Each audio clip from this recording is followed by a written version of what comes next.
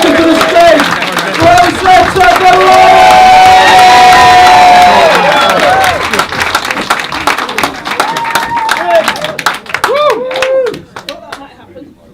Hello everyone! Hello. Nice to see you all here tonight. I was coming down Upper Street, as probably some of you did, and saw a very strange thing. There was a dog walker with all his dogs, and he had a plastic bag in one hand and a very perplexed expression. So I looked down and I realised that two of his dogs had pooed at the same time. So he was obviously caught between two stools. I bought a new computer a few months ago and had to take it straight back to the shop because I discovered it had a chip. And then I asked for a replacement disc because mine was floppy. And then I found that the card they'd given me was so noisy. I took that back and complained, but they actually they said it was okay because it was a sound card. Anyway, I like to look after my computer well because I sit at home a lot and I write reports. So whenever it has a virus, I clean it with a soft tissue, and if it's feeling too hot, I open windows. And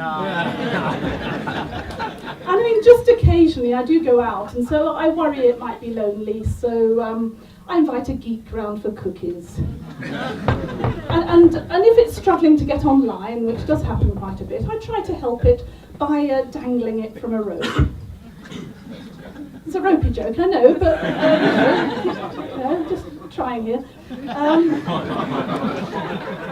And recently my computer caught fire, and I felt so bad for it because I should have bought a firewall. But anyway, this trying to care for my computer was taking it out of me, and I went to the doctor and I said, I just can't look after this desktop anymore, it's too anxiety provoking. And he was really helpful. He prescribed a tablet. Anyway, the reason that I sit at home by myself writing reports is that I was such a useless employee. I was hopeless. I worked in a library, I was shelved from that job, and then I became an accountant. Well, that would be good, but I still couldn't balance the books. So I tried hairdressing. And I asked, can I move from temp to perm? But they refused. They said that I was always late. Oh, I guess I did cut it too fine. So then I thought I'd become a dental nurse, just filling in for someone else. But I didn't. I just couldn't pick up the drill there at all. So finally, I thought I'd done really well. I got a job as a barrister. So I thought, I thought that the job that I got would involve making coffee all day. I thought that might take some time to percolate, but... Anyway, all this losing jobs, it made me really quite worried and depressed, and I thought I needed to do something about it, so I went to a psychotherapist, and I was quite lucky. I got a very cheap one. Started every session with penny for your thoughts. Anyway, she was very good, and when I was chatting to my friend who's how do you like that one? I was chatting to my friend who's a history lecturer. It wasn't that good. Anyway, he's a history lecturer, and he just wasn't coping at all. And I recommended my psychotherapist, and she was really good. She said to him, I think you're dealing with too many past issues. I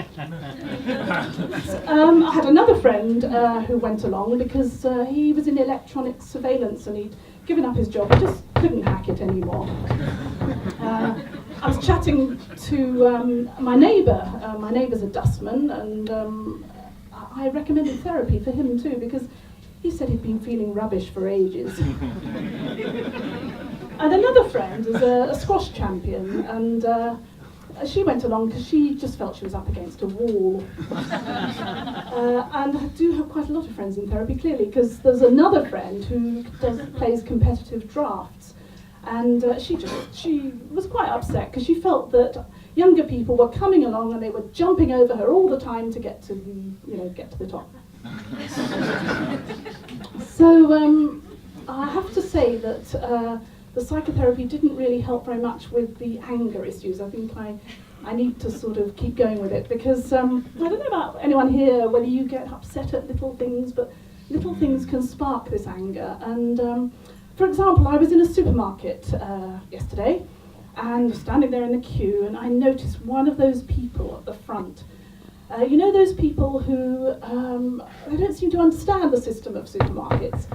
And she was standing there and she was very slowly, very, very slowly packing her goods into her bags. The cashier had finished scanning everything, and was just waiting. The queue was building up and she carried on packing.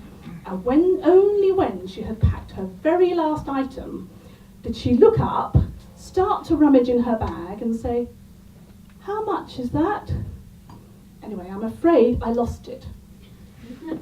I ran to the front of the queue and I said, "Don't you understand? You have to pay for things. Do you not think you could get your bloody purse out at the beginning of this when you get to the checkout and actually get ready? What do you think this is, a food bank where you don't pay? No! It's a fucking supermarket. Just sodding well, pay up and piss off."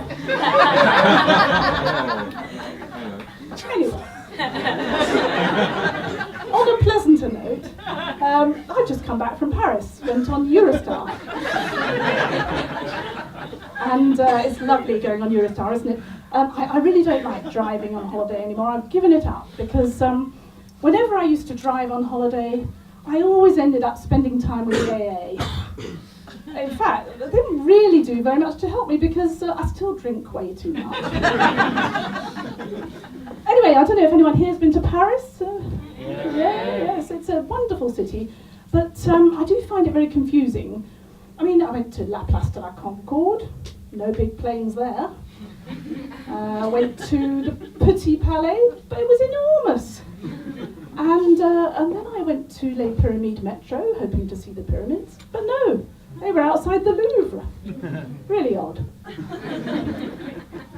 I had a bit of a disaster on the way home. I'd got this wonderful food ready for the journey, and I left my lunch pack in Notre Dame.